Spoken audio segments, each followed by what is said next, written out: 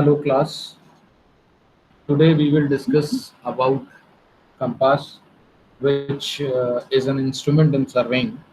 We have learned about the linear measurements. Now we will go for angles and bearings. So chain surveying can be used when the area to be surveyed is comparatively small and is fairly flat. However, when large areas are involved, methods of chain surveying alone are not sufficient and convenient. In such cases, it becomes essential to use some sort of instruments which enable angles or directions of survey lines to be observed. The major instruments used for bearing are surveyor compass and prismatic compass. So we will start with the difference between the bearings and angles. A survey line can be measured with relation to the other survey line or with relation to the meridian. The first method gives the angle between the line and the second method gives the bearing. When two different lines are in relation and are measured, the relationship you get is the angle. And when one is the meridian and the other is the survey line, then what you get is the bearing.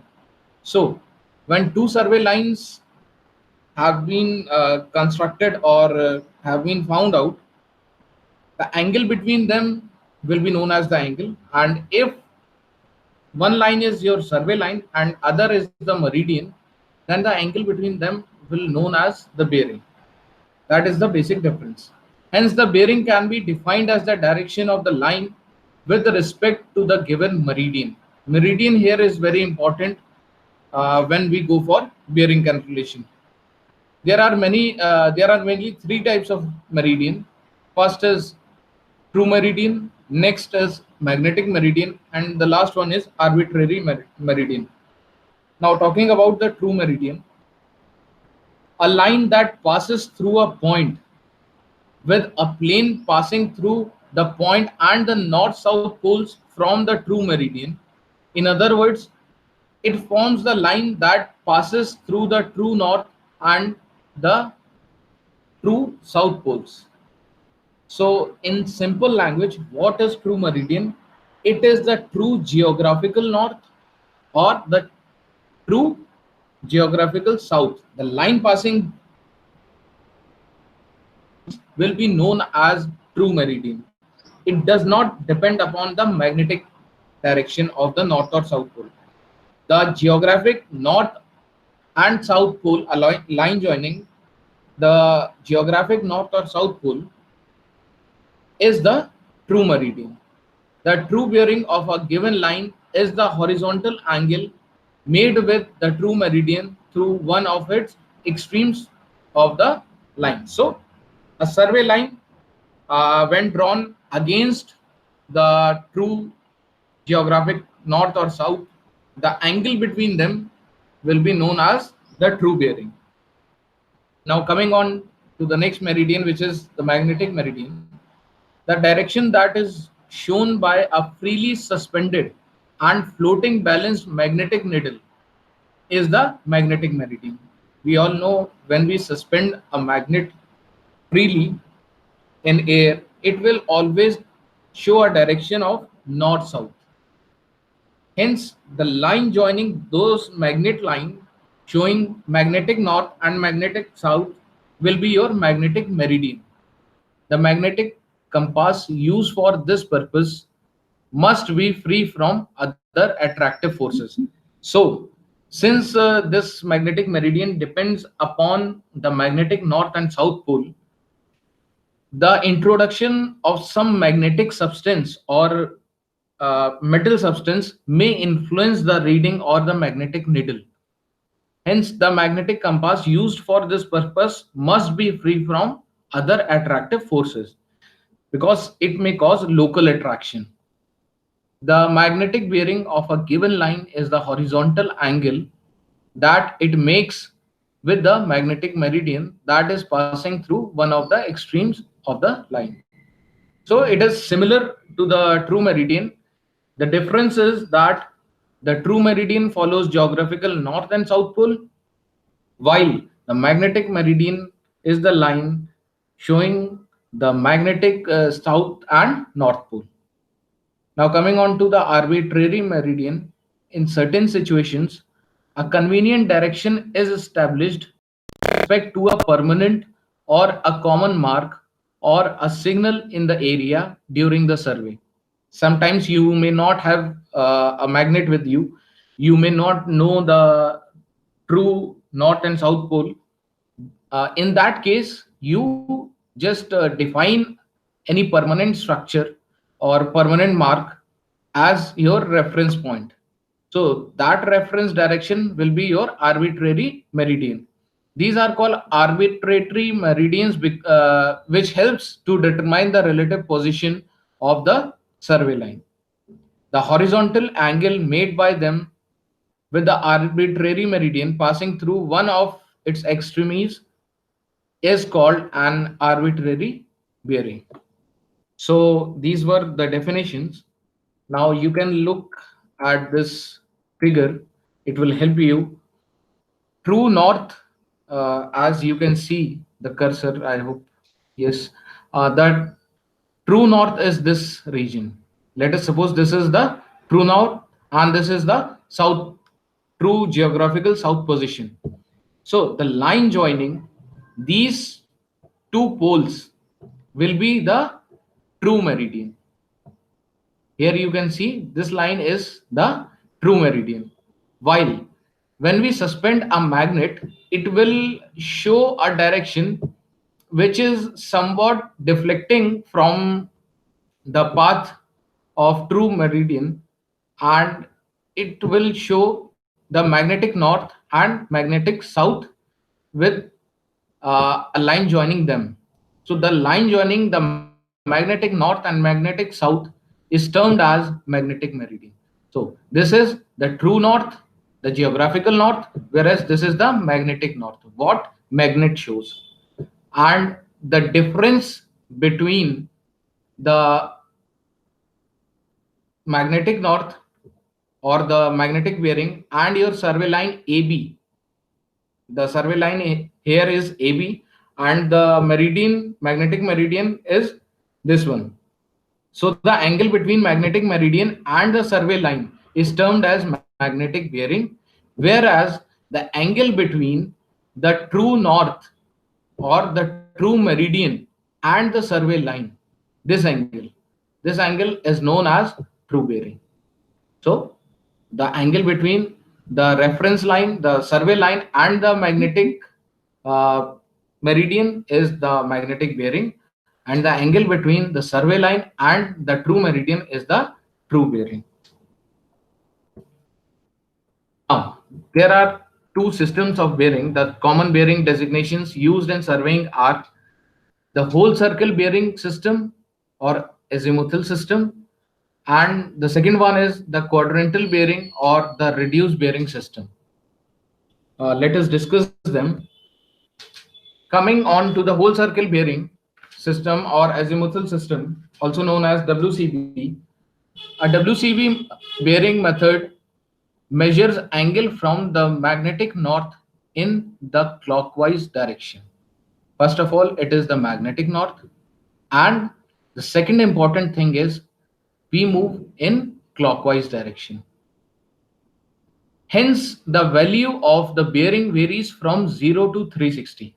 Now, here you can see in the figure that there are four quadrants and four directions: north, south, east, and west. We have taken a survey line AB in the first quadrant, AC in the second quadrant, AD in the third quadrant, and AF in the fourth quadrant. Now, talking about them one by one, when talking about the survey line AB, the whole circle bearing will lie between 0 to 90 degree. I mean this quadrant. So we will start from this magnetic north or magnetic meridian to the survey line, to the survey line. So theta 1 will be the whole circle bearing for the survey line AB. Coming on to the line AC, since it is in the second quadrant, we will again move from the magnetic meridian to the survey line, this AC. Now this theta 2 is the angle between the magnetic meridian and the survey line. So this angle theta 2 will be the whole circle bearing for the line survey line AC. Talking about the survey line AD, which is in the third quadrant, we will again have to look the north direction. From north, we will have to move in clockwise direction, and we will move till the survey line. So the angle between the magnetic meridian and the survey line AD in clockwise direction will be theta 3, and that will be the whole circle bearing for the survey line AD. Talking about the line AF, which is placed in the fourth quadrant, the angle is again measured in clockwise direction from this magnetic meridian, and it will keep on passing the first quadrant, the second quadrant, the third quadrant, until it comes to the survey line placed in the fourth quadrant. So it keeps on increasing as the quadrant is increased. So the range of this whole circle bearing is from 0 to 360. This can be any value from 0 to 360. Hence the value of the bearing varies from 0 degrees to 360 degrees. A prismatic compass is graduated by a whole circle bearing system. As shown in the figure above, the whole circle bearing for survey line AB, AC, AD and AF are theta 1, theta 2, theta 3 and theta 4 respectively. So the thing to remember is that we always move in clockwise direction and we always see the north direction. We will always start from north direction to the survey line and we will move in. Whereas in the quadrantal bearing or the reduced bearing system, also known as QB, the bearing angle is measured either from the north or from the south, whichever is nearer. So this is the first difference between the whole circle bearing and the reduced bearing, that in whole circle bearing, the direction is always considered or always taken from the north direction, while in reduced bearing system, the bearing can be calculated from either the north or the south direction depending upon from which the survey line is nearer. This can be measured either in clockwise or anti-clockwise direction. The other difference is in whole circle bearing, the direction you considered was clockwise, but in the reduced quadrantal bearing system, the direction may be north and south, and it can be in clockwise direction or anti-clockwise direction depending upon which line is nearer to the meridian. So here the quadrant at which the line lies has to be mentioned. You will have to mention the direction also. While in whole circle bearing, since it was from 0 to 360 degree, it was understood that in which quadrant it would lie. But in reduced bearing, since the range will be from 0 to 90 degree, you will have to define the quadrant or the direction. So in this figure, you can see for line survey line AB, we will move from north direction and it is nearer to the north direction as compared to the south direction. So we will take this line AB from the magnetic meridian in clockwise direction. So the quadrantal bearing will be alpha, but in what direction? In northeast direction. In northeast direction. This line lies between northeast direction. Coming on to the line AC, since this line AC is far away from north direction but is close to the south direction. This line AC is close to south direction as compared to the north direction. And since it is nearer to the south direction, we will have to move in anti-clockwise direction. So here with in the arrow you can see that the direction is anti-clockwise. So beta will be the bearing, and we will write it as the bearing for line AC will be beta degree southeast, since it is in the southeast quadrant. Similarly, for line AD, it is nearer to south direction as compared to the north direction. The angle here is taken as, the bearing here is taken as theta, and the direction is clockwise direction. So it will be, the bearing for line AD will be uh, south theta east, south theta west. This quadrant consists of south and west direction. Coming on to the last line, which is AF, it is in the quadrant of northwest, and since it is nearer to the north direction, it will move in anti-clockwise direction with an with a bearing phi. We will write it as north phi west. So this is how we write the quadrantal bearing. Its range is from 0 to 90 degrees. So if direction is mentioned, you can say that it is reduced bearing. If the angle is less than 90 degree, you can say that it is reduced bearing. And if direction is not mentioned, and at the same time the value is greater than 90, you will be now in that case you will be easily differentiating between the whole circle bearing and the quadrantal bearing. Now latitudes and departures, we will do the numericals of we will discuss them in next slides. Let us discuss latitudes and departures here. The latitude of a line is its projection on the north-south meridian and is equal to the length of the line times the cosine of its bearing. So latitude is cosine or cos of its bearing. The departure of a line is its projection on the east-west meridian and is equal to the length of the line times the sine of its bearing.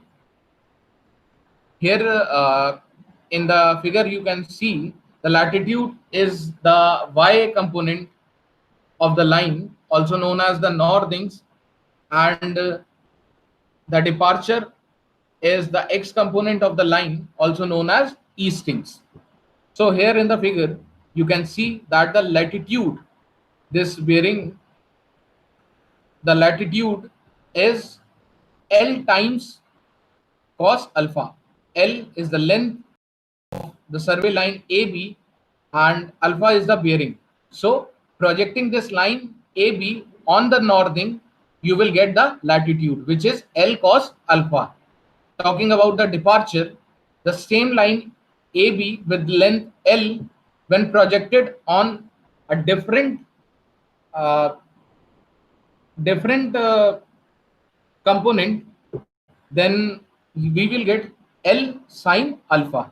So when the L is alpha here, the bearing is alpha here, on northing will be L cos alpha, and the line projected on the easting will be L sine alpha. So they are known as latitudes and departure respectively. Now magnetic compass used in surveying, its principle and its types. So a compass surveying is performed by means of a magnetic compass, which helps to determine the angles and the direction of the survey lines. The main two types of magnetic compass employed are a a prismatic compass and a surveyor compass. Now, the principle of magnetic compass. The magnetic bearing of a line can be determined by magnetic compass. The bearings can be measured either in the whole circle bearing system or quadrantal bearing system as discussed earlier. This is merely dependent on the type of compass employed for the measurement. Now, talking about the features of a magnetic compass, the main feature of magnetic compass are the magnetic needle, the line of sight, graduated circle, the compass box in which the compass is placed. So the purpose of the magnetic needle is to establish the magnetic meridian. A line of sight helps to sight the other end of the survey line through the compass. A graduated circle is employed to read the direction of the lines. It can be attached either to the box or to the needle. In order to house the above parts, a compass is used. The whole housing is then supported by means of a tripod or a suitable stand, which you can see in the survey practical when you conduct it. So, before moving forward, I would like to discuss the theory of magnetic compass. Magnetic compass gives directly the magnetic bearings of the lines. The bearings may either be measured in the whole circle bearing system or in quadrantal bearing system, as you know, depending upon the form of the compass used. The bearings so measured are entirely independent on the other measurements. The general principle of all the magnetic compass depends upon the fact that if a long narrow strip of steel or iron is magnetized and is suitably suspended about a point near its center so that it can oscillate freely about the vertical axis, it will tend to establish itself in the magnetic meridian at the place of observation. We all know that the magnetic needle, when freely suspended, will always show a north-south direction. So, coming on to the Earth's magnetic field and dip, the Earth acts as a powerful magnet, and like any magnet, forms a magnetic field which exerts a directive influence on a magnetized bar of steel or iron. If any cylinder system uh, symmetrical magnet is freely suspended at its center of gravity so that it is free to turn in azimuth, it will align itself in a position parallel to the lines of magnetic force of the earth at that point. The lines of force of earth's magnetic field run generally from south to north. We all know this. Near the equator, they are parallel to the earth's surface. The horizontal projection of the lines of the force define the magnetic meridian. The angle which these lines of force make with the surface of the earth is known as the angle of dip, or simply the dip of the needle. In elevation, these lines of force, that is the north end of the needle, are inclined downward towards the north in the northern hemisphere and downwards towards south in the southern hemisphere. At a place near about 70° north latitude and 96° west latitude, 70° north latitude and 96° west longitude, it will dip about 90°. This area is called the North Magnetic Pole. A similar area in the southern hemisphere is known as the South Magnetic Pole. At any other place, the magnetic needle will not point towards the North Magnetic Pole, but it will take a direction and dip in accordance with the lines of force at the point. Since the lines of force are parallel to the surface of the earth only at the equator, the dip of the needle will be zero at the equator and the needle will remain horizontal. At any other place, one end of the needle will dip downwards. By suitably weighing, the high end of the needle may be brought to a horizontal position. So this was the basic about the Earth's magnetic field and depth. Now there are different types of compass which we use in surveying other than the magnetic compass.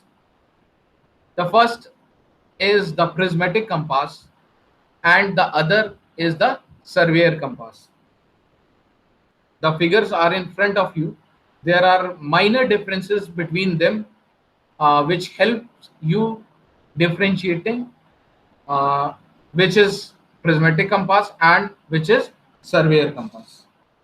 So, talking about the prismatic compass, it is one of the most convenient and portable forms of the magnetic compass. It can be held in a hand or in a tripod stand for carrying out the measurements. The line of sight is defined by the object vane and the eye vane. A prismatic compass helps to conduct both sightings and readings simultaneously. So, from the eye vane, you view the object, and with the object vane, you just cross it. So, there are various components here in the figure. The numbers have been mentioned. You can study them. I am just going to name them.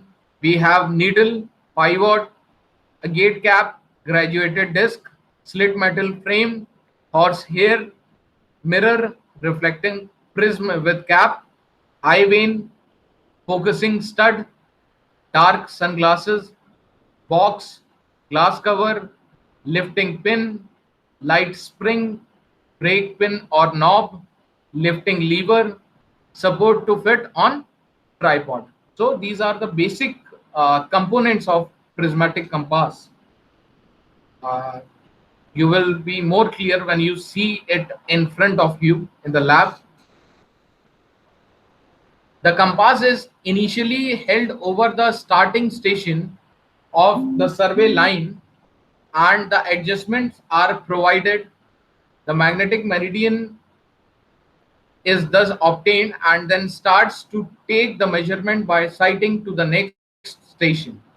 The readings increase in clockwise direction, that is from south 0 degree to west 90 degree and north 180 degree and east 270 degree. So this was about the prismatic compass, and it is the most convenient and portable form of magnetic compass. And as illustrated in the diagram, the magnetic needle is attached to the circular ring or compass card made up of aluminum, uh, which is a non-magnetic substance. When the needle is on the pivot, which is the joint, it will orient itself in the magnetic meridian, and therefore the north and south ends of the ring will be in this direction only. The line of the sight is defined by the object vane and the eye slit, both attached to the compass box. The object vane consists of a vertical hair attached to a suitable frame, while the eye slit consists of a vertical slit cut into upper assembly of the prism unit, both being hinged to the box. When an object is sighted, the sight vanes will rotate with respect to the north-south end of the ring through an angle which the line makes with the magnetic meridian. A triangular prism is fitted between the eye slit, having suitable arrangement for focusing to suit different eyesights. The prism has both horizontal and vertical face convex so that a magnified image of the ring graduation is formed so that it becomes easy to read the readings. When the line of sight is also in the magnetic meridian, the south end of the ring comes vertically below the horizontal face of the spring. The 0 to 360-degree reading is therefore engraved on the south end of the ring so that the bearing of the magnetic meridian is read as 0. When not in use, the object vane frame can be folded on the glass lid which covers the top of the box. The object vane thus passes against a bent lever which lifts the needle off the pivot and holds it against the glass lid. By pressing knobs or a brake pin placed at the base of the object vane, a light spring fitted inside the box can be brought into the contact with the edge of the graduated ring to damp the oscillations of the needle when about to take the reading. The prism can be folded over the edge. The prism can be folded over the edge of the box. Metal covers fit over the circular box when not in use. To sight the object which are too high or too low to be sighted directly, a hinged mirror capable of sliding over the object vane is provided and the object sighted by reflection. When objects are sighted, dark glasses may be interposed into the line of sight. The greatest advantage of prismatic compass is that both sighting the object as well as reading circle can be done simultaneously as discussed earlier without changing the position of the eye. At the same time, you can read the readings also. So the circle is read at the reading at which the hairline appears to cut the graduated ring. There are some adjustment which we have to do in prismatic compass. So the temporary adjustment for prismatic compass consists of the temporary adjustments like centering, leveling, and focusing the prism. In the first step, centering, in this step, the instrument is kept exactly over the station point. This can be done either by adjusting the tripod stand or by using a plumb bob. Sometimes a pebble can be freely dropped from the center to the bottom of the instrument to check the center. The main aim is to locate the station at which you are performing your survey. The next one is leveling. The instrument must be held such that the graduated disc swings freely, and when viewed from the top edge, it must appear leveled. If it is not used as a hand instrument, a tripod is used to support the instrument for leveling. The last temporary adjustment is focusing the prism. Till the readings are observed sharp and clear, the prism attachment is slid up and down for proper focusing so that you can read the readings properly. Now coming on to the surveyor's compass.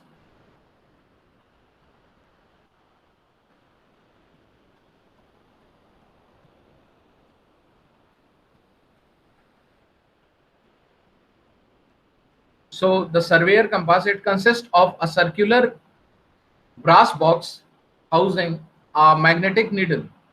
This needle swings over a brass circle which is divided into 360 degrees.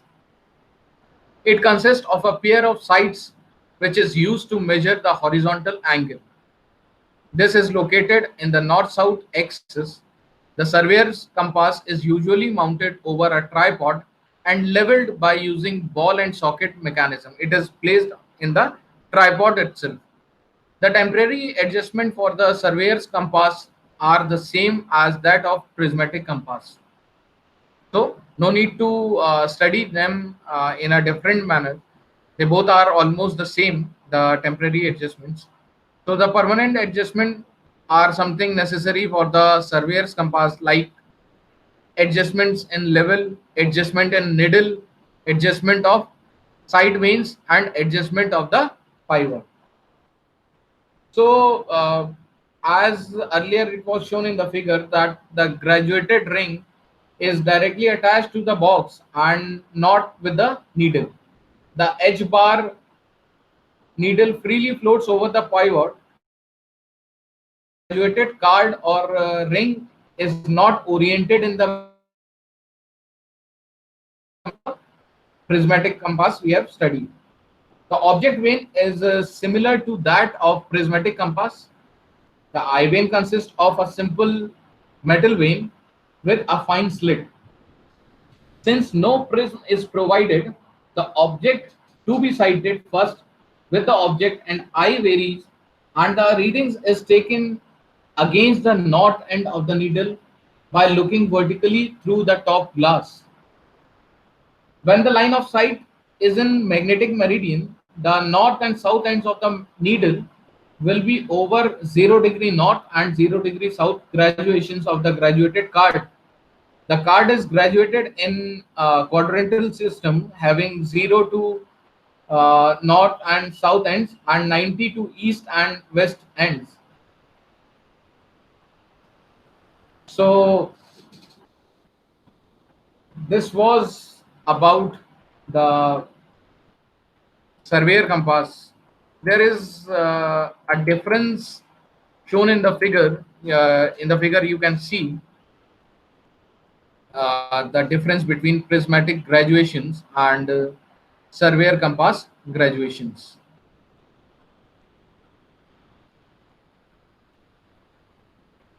Now, uh, talking about the theoretical aspect, and this question is the favorite question of the examiners, both in theory exam and while in performing the survey in Viva, that what is the difference between a surveyor compass and a prismatic compass. So the needle is of edge bar type and also act as an index in surveyor's compass, while the needle is broad needle but does not act as an index in prismatic compass. The graduated ring is attached to the box and not to the needle in surveyor compass, while in prismatic compass the graduated ring is attached with the needle. In surveyor compass, the graduations are in quadrantal bearing system having 0 degree to 90 degree, while for prismatic compass the graduations are in whole circle bearing having 0 degree to 360 degree, and this is the major difference. The first one is the needle and the second one is the system of bearing, which is quadrantal or whole circle bearing. In surveyor compass, the reading are taken directly and by seeing through the top of the glass, while in prismatic compass the readings are taken with the help of prism provided at the eye slit. The sighting and reading cannot be done simultaneously from one position of the observer for surveyor compass, and in the case of prismatic compass the sighting and reading can be done simultaneously from one position of the observer. The last difference is that the instrument cannot be used without a tripod for surveyor compass, which have a ball jointed socket system, whereas the prismatic compass can be used without the tripod. So these are the main or the major six differences between surveyor compass and prismatic compass. So coming on the numericals now, let us discuss a numerical. Convert the following whole circle bearings to quadrantal bearing and 22 degree 30 minutes. So we all know that whole circle bearing is from 0 to 360 and no direction is mentioned. So in this line, you will not see any direction mentioned, which means that it is the whole circle bearing. And we have to convert them in the quadrantal bearing system. So 22 degree 30 minutes, we have to convert it. It will be the same in as it is in the first quadrant, it will be nearer to the north direction. So the reduced bearing and whole circle bearing are always the same in the first quadrant. This you have to remember. It is very easy to remember that the quadrantal bearing or the reduced bearing and the whole circle bearing values are the same for the first quadrant. So here the answer will be the same, 22 degree 30 minutes. The only difference will be the direction. In reduced bearing you mention the direction, so north and east. Since it is the first quadrant, the answer is north 22 degree 30 minutes east. Coming on to the next part, 170 degree 12 minutes. Now, since it is greater than 90 degree and less than 180 degree, so it is nearer to south pole, the south meridian.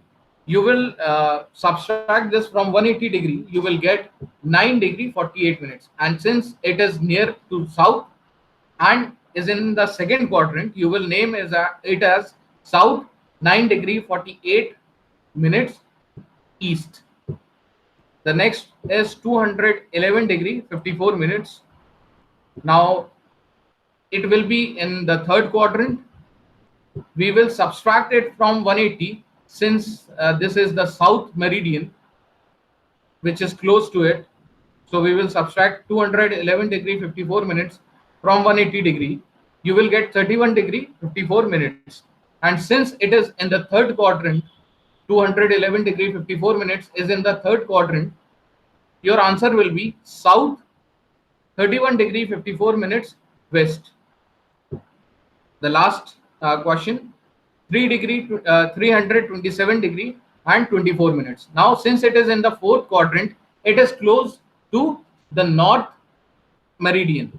You will subtract 360 degree from this 327 degree minutes, and the difference you get is 32 degree 36 minutes. Since it is in the fourth quadrant, you will name it as north 32 degree 36 minute west. So this is how you convert the whole circle bearing into the reduced bearing. Now the second part of the question states that convert the following quadrantal bearings to the whole circle bearing. Now the task has been inverted. Now we have to convert these reduced bearing into the whole circle bearing. Now looking in the first question, it is north 12 degree 24 minutes east. Since it is the first quadrant and we all know that the answer is same for the first quadrant for both whole circle bearing and reduced bearing. So the whole circle bearing will be the same as that reduced bearing and it will be 12 degree 24 minutes. The second question states that south 31 degree 36 minute east. Now this southeast direction shows that it is in the third quadrant, so we will subtract it from the south direction. 180 minus the reduced bearing, we will get 148 degree 24 minutes. Just look at the quadrant, it will be easy for you. Southwest. Now the southwest is the second quadrant. Sorry, for this 31 degree 36 minute east, southeast is the second quadrant. So the answer you got was 148 degree 24 minutes. Now for south 68 degree 6 minutes west, it is the third quadrant. So we will add 180 to 68 degree 6 minute and we will get 248 degree 6 minutes, which is the third quadrant. Now the last one is north 5 degree 42 minutes west. Northwest is the fourth quadrant. We all know it is close to the north. It will take a complete circle from north in clockwise direction. So we will subtract 360 degree from 5 degree 42 minutes and we will get 354 degree 18 minutes. So it shows it is in fourth quadrant only.